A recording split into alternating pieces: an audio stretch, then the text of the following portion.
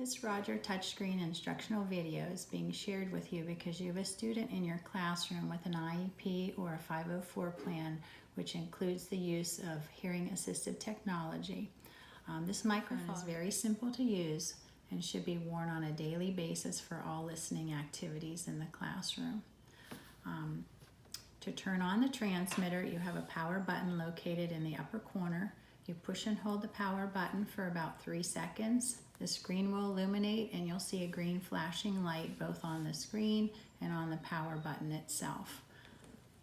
Icons will appear and you'll notice in the upper corner you will see a battery life indicator.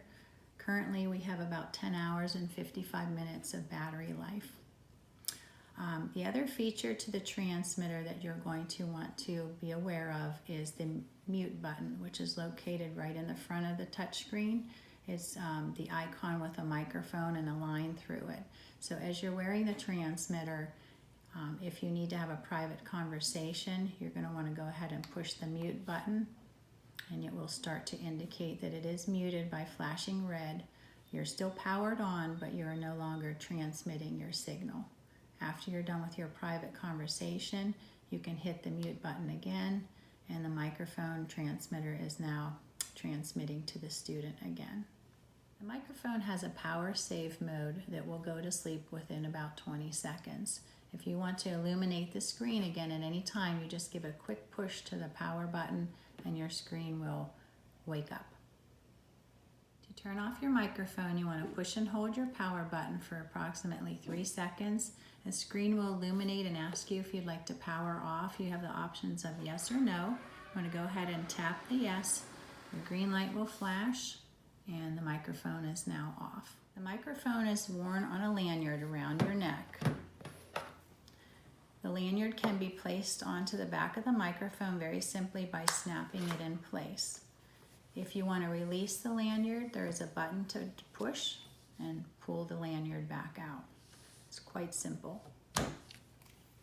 When placing it around your neck, you can pull it over your head, or the lanyard comes with a breakaway snap. Simply place it around your neck, snap it, and then you do want to adjust your microphone because on the front of the microphone there are 3 tiny microphone ports. So those microphone ports need to be slid up closer to your chin or mouth, and they do recommend about 4 to 6 inches from your chin or mouth. Some teachers like to use a hand width. While wearing the microphone, we want to ensure that the student is receiving the teacher's signal.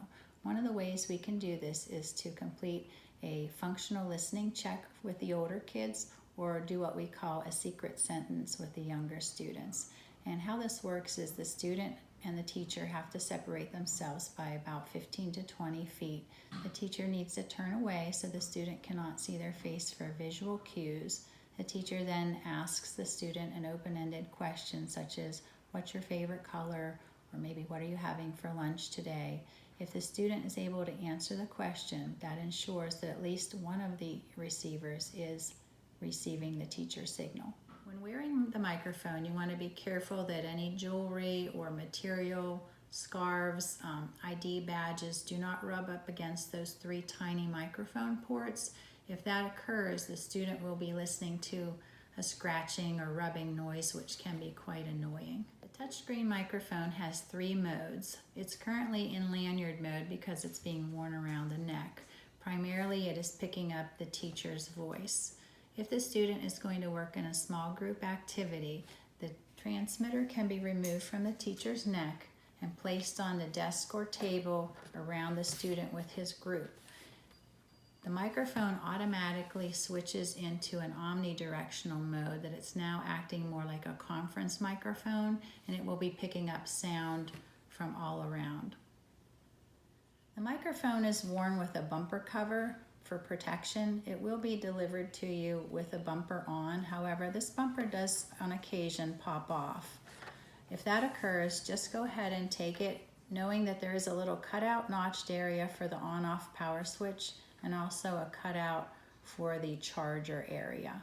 So get them lined up, and you're just going to place that bumper right over the top of the transmitter and snap it down on.